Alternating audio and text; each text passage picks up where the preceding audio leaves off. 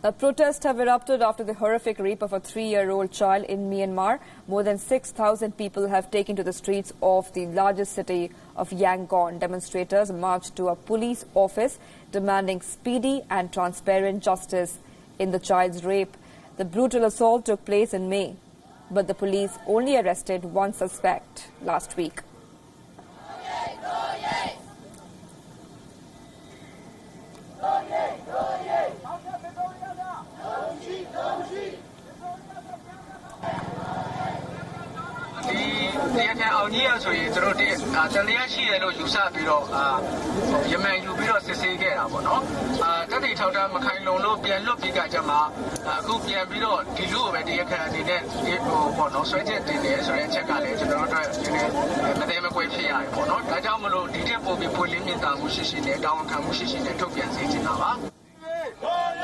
The campaign escalated last week after the girl's father spoke out about the inquiry's progress. He gave details of how his daughter had returned from nursery with injuries, and the doctors told him the injuries were the result of rape. Organizers estimated as many as 6,000 protesters gathered on Saturday at the Yangon office of the Criminal Investigation Department. The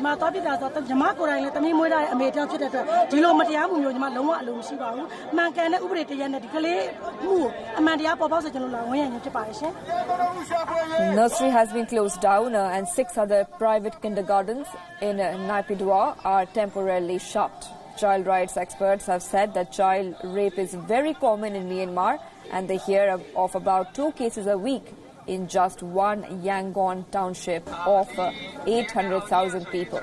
The incident has raised doubts over Myanmar's law and order. A government led by Nobel laureate Aung San Suu Kyi took power after sweeping elections in 2015, but key institutions such as the police remain under military control. But the efforts to strengthen the rule of law have floundered.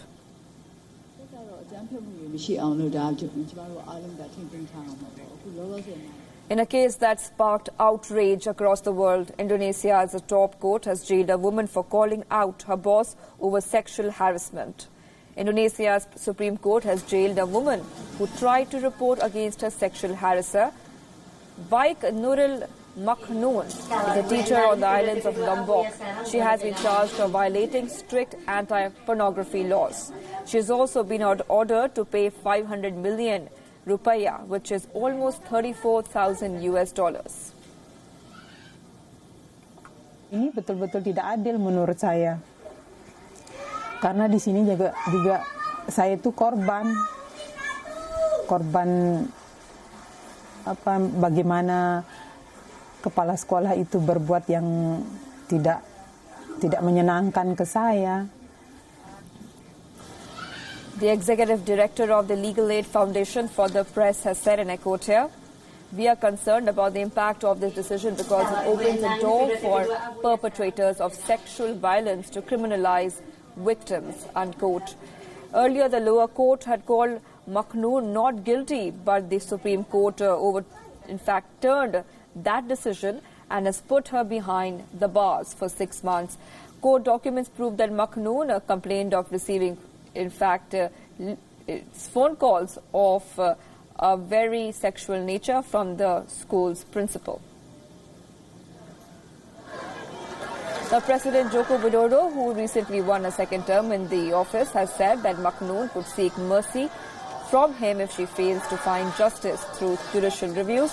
Indonesia's Me Too movement has gained some traction, but in the predominant conservative society, the impact remains limited.